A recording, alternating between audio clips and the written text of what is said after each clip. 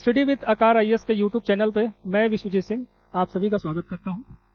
हम जो समीक्षा अधिकारी 2023 के जो अभी नोटिफिकेशन आने वाला है और उसके बाद जो परीक्षा आगामी हम उम्मीद है कि जो दिसंबर में होने वाली है उसके लिए जो है प्रीवियस ईयर पेपर जो अब तक हुए हैं, ठीक है, तो उसको लेकर हम सब्जेक्ट वाइज इसको हम सॉल्व कराएंगे।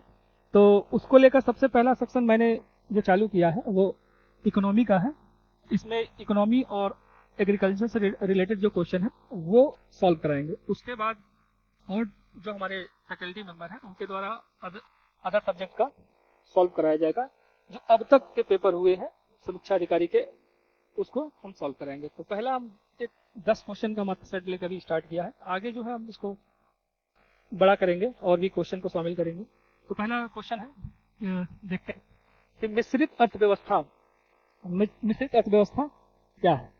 ठीक है, तो मिश्रित अर्थव्यवस्था एक ऐसी अर्थव्यवस्था जहां पे सार्वजनिक क्षेत्र और निजी क्षेत्र दोनों काम करते हैं। जो अर्थव्यवस्था में जो उत्पादन के साधन होते हैं उसके आधार पर हम अर्थव्यवस्था को 3 भागों में बांटते हैं। एक होती है पूंजीवादी अर्थव्यवस्था जिसको हम कैपिटलिस्ट इकोनॉमी बोलते हैं, समाजवादी अर्थव्यवस्था जिसे सोशियोलॉजिस्ट इकोनॉमी बोलते हैं, और एक होती है मिक्स्ड इकोनॉमी या मिश्रित अर्थव्यवस्था। तो पूंजीवादी अर्थव्यवस्था में क्या होती है, वहां पे जो उत्पादन के साधन होते हैं उसका जो स्वामित्व का मतलब जो उस पर अधिकार होता है वो प्राइवेट सेक्टर का होता है, निजी क्षेत्र का होता है। और समाजवादी अर्थव्यवस्था में क्या होता है, उसमें उत्पादन के जो साधन होते हैं उस पर पूरा जो स्वामित्व होता है वो सरकार के पास होता है। वो सरकार ही डिसाइड करती है कि अर्थव्यवस्था में क्या उत्पादन होगा और कितनी मात्रा में होगा। और वैसे ही पूंजीवादी अर्थव्यवस्था में वहां पे निजी सेक्टर जो है वो डिसाइड करता है कि क्या उत्पादित होगा और कितना उत्पादित होगा। ठीक है, वैसे ही यहाँ पर निश्चित अर्थव्यवस्था में दोनों क्षेत्र एक साथ काम करते हैं। कुछ सेक्टर जो है सार्वजनिक क्षेत्र के लिए खुले हुए हैं और कुछ क्षेत्र जो है निजी क्षेत्र के लिए ओपन होता है। ठीक है, तो इसमें हम आंसर इस हिसाब से इसका आपका हो जाएगा जो है बी, ऐसी अर्थव्यवस्था जहाँ पर सार्वजनिक क्षेत्र और निजी क्षेत्र दोनों साथ विद्यमान हैं, दोनों साथ साथ काम करते हैं। ठीक है, नेक्स्ट क्वेश्चन देखते हैं। नेक्स्ट क्वेश्चन है कि किसान क्रेडिट कार्ड योजना के संबंध में निम्नलिखित कथनों पर विचार कीजिए। ठीक है, तो किसान क्रेडिट कार्ड योजना कह रहे थे 2001 में शुरू हुई थी। तो ये जो स्टेटमेंट है अपने आप में गलत है, क्योंकि ये वाजपेयी सरकार में 1998 और 99 के बजट में इसको घोषणा की गई थी। और जो शुरुआत हुआ था वो हुआ था ये 1998 में ही इसकी शुरुआत हो गई थी। ठीक, इस हिसाब से ये आपका स्टेटमेंट गलत हो जाता है। और दूसरा है कि योजना किसानों को उनकी खेती की आवश्यकताओं के लिए पर्याप्त एवं समयानुकूल साख समर्थन प्रदान करता है। ये स्टेटमेंट सही है, क्योंकि इस योजना के अंतर्गत इस योजना को लाने का जो उद्देश्य था वो यही था कि जो कृषि मतलब करने में जो निवेश होता है, इनपुट होता है, जैसे कि बीज हुआ, खाद हुआ, सिंचाई के लिए जो पैसे की जरूरत पड़ती है, इस तरह की जो खर्च होते हैं, तो उसको जो है किसान इससे पूरा कर सके। ठीक है, इस हिसाब से ये स्टेटमेंट जो है सही हो जाता है। तो इसका आंसर हो जाएगा केवल 2। नेक्स्ट क्वेश्चन है कि विनिमय साध विलेख अधिनियम कब प्रभावी हुआ था। तो विनिमय साध विलेख अधिनियम को हम निगोशिएबल इंस्ट्रूमेंट एक्ट भी बोलते हैं। ये 1881 में ये एक्ट आया था कि विनिमय साध विलेख अधिनियम 1881। ये जो प्रभावी हुआ था ये हुआ था 1882 में। तो इस हिसाब से ये सही है, बी आंसर इसका है कि ये 1888 में तो आया था। इसमें जो अभी 2018 में इसमें संशोधन किया गया था और इसको वो जो प्रभावी हुआ था वो संशोधन वाला हुआ था आपका 1 सितंबर 2018 में ये प्रभावी हुआ है, जो संशोधन हुआ था इस अधिनियम में जो संशोधन हुआ था। ठीक है, इसको ऐसे कर सकते हैं आप, संशोधन। ठीक है, ये प्रभावी हो गया है, प्रभावी हुआ है।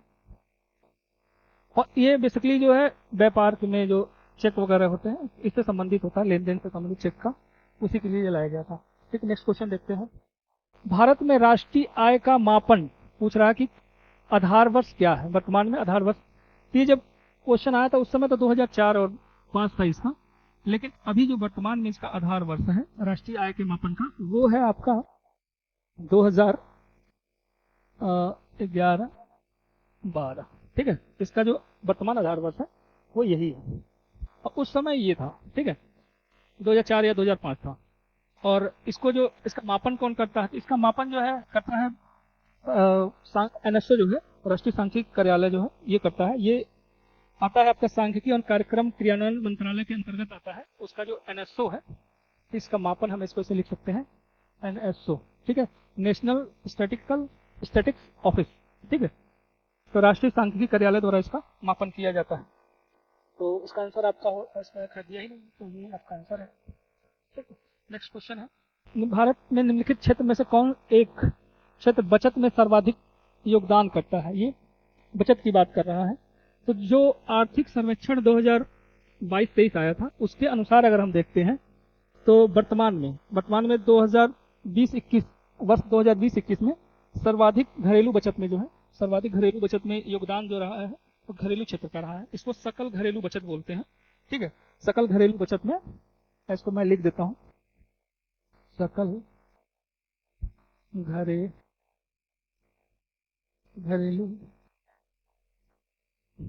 बचत। इसमें आप देखेंगे तो जो निजी क्षेत्र है, मतलब घरेलू क्षेत्र का है, वो आपका 22.2% है।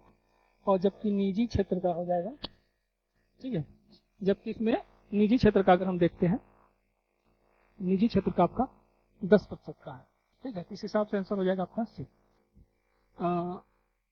ये 2020 एंड 21 के हिसाब से, ठीक। नेक्स्ट क्वेश्चन है कि उत्पादक कीमत सूचकांक कौन मापता है, ठीक है। उत्पादक कीमत सूचकांक, इसको हम बोलते हैं प्रोड्यूसर प्राइस इंडेक्स, ठीक है। इसका पीपीआई इसको बोलते हैं। तो इसका मतलब है कि एक जो फिक्स टेन्योर है, फिक्स समय अवधि में वस्तु एवं सेवाओं की उत्पादित वस्तु एवं सेवाओं के कीमत में होने वाले औसत परिवर्तन को इसके अंतर्गत मापा जाता है। पीपीआई, प्रोड्यूसर प्राइस इंडेक्स के तहत हम नापते हैं, ठीक है, औसत परिवर्तन को। इसके हिसाब से आपका आंसर हो जाएगा, औसत परिवर्तन को नाप रहे हैं, आंसर ये हो जाएगा। अब इसको देखते हैं कि किस तरह से मतलब इसका मापन होता है। इसका मापन दो तरीके से होता है। जब बस उत्पादित होने के बाद उत्पादन स्थल को छोड़ रहा हो तब इसका मापन करते हैं, या उत्पादन की प्रक्रिया में कोई वस्तु प्रवेश कर रही है तब इसका मापन हम करते हैं। इसमें जो इनडायरेक्ट टैक्सेस होते हैं वो इसमें शामिल नहीं होते हैं, लेकिन इन्फ्लेशन जो है, महंगाई जो है, इसमें शामिल होती है।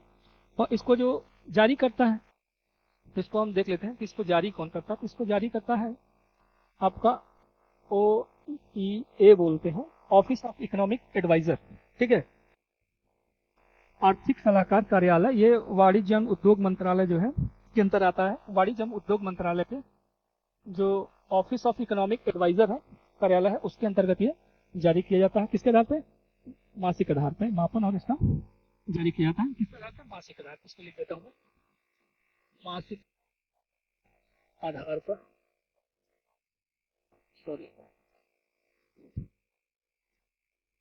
मासिक आधार पर, ठीक है, ये जारी करता है। इस हिसाब से इसका आंसर है ए, ठीक है। नेक्स्ट क्वेश्चन है, निम्नलिखित में से किस एक से समावेशित विकास को बढ़ाने की आशा कह रहा कि नहीं की जाती है, पूछ रहा है। समावेशित विकास मतलब पूछ रहा है कि समावेशी विकास, ठीक है, इंक्लूसिव की बात कर रहा है। तो समावेशी विकास क्या है, पहले तो यही देखते हैं कि समावेशी विकास है ऐसा विकास जिसके, मतलब ऐसा विकास जिसमें न केवल नए आर्थिक जो अवसर है वो उत्पादित हो रहे हो, बल्कि जो सृजित अवसर है, ठीक है, उन तक सभी लोगों की समान पहुंच जो है सुनिश्चित होती है, ठीक।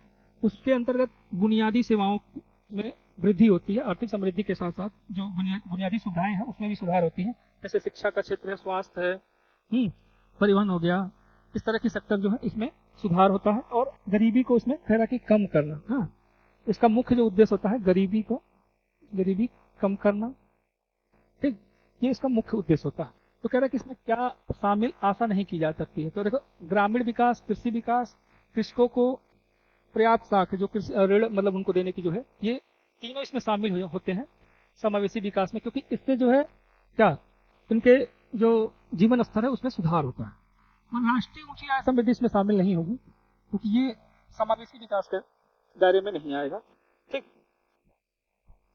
नेक्स्ट, अस्थायी विकास किसके उपयोग के संदर्भ में अंतर पीढ़ीगत संवेदनशीलता की घटना है। ठीक है, तो ये पूछ रहा है कि अस्थायी निवास यानी अस्थायी विकास का मतलब सस्टेनेबल डेवलपमेंट की बात हो रही है।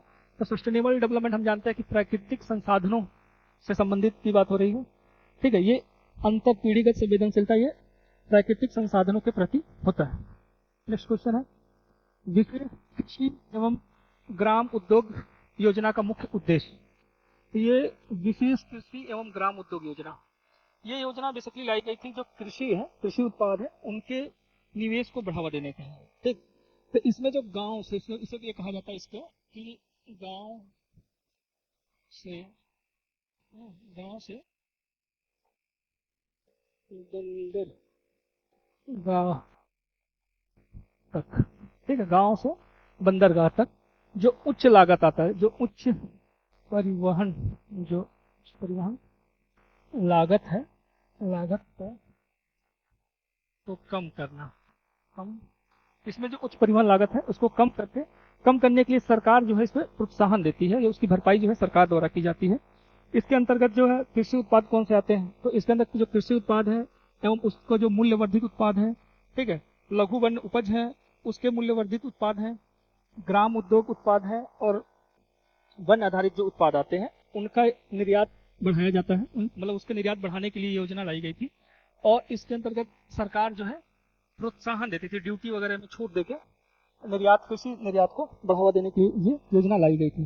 तो ये आंसर हो जाएगा कृषि निर्यात का संवर्धन। ठीक, नेक्स्ट क्वेश्चन है, भारत सरकार के कृषि सहयोग एवं किसान कल्याण विभाग वार्षिक रिपोर्ट 2020-21 के अनुसार कि फलों के तरह के किन किन फलों के उत्पादन में सबसे बड़ा है। तो इसमें आप देखेंगे वर्तमान में जो भारत है वो एक तो आपका आम है ही है, अंगूर की जगह आप इस समय संतरा जो है, पपीता है। ठीक है, तो ये उस समय के अनुसार ये आंसर इसका एक है, एक अंगूर और आम है। लेकिन वर्तमान में आपका ये भी है, आम है, पपीता है, केला है, ठीक है, नींबू है।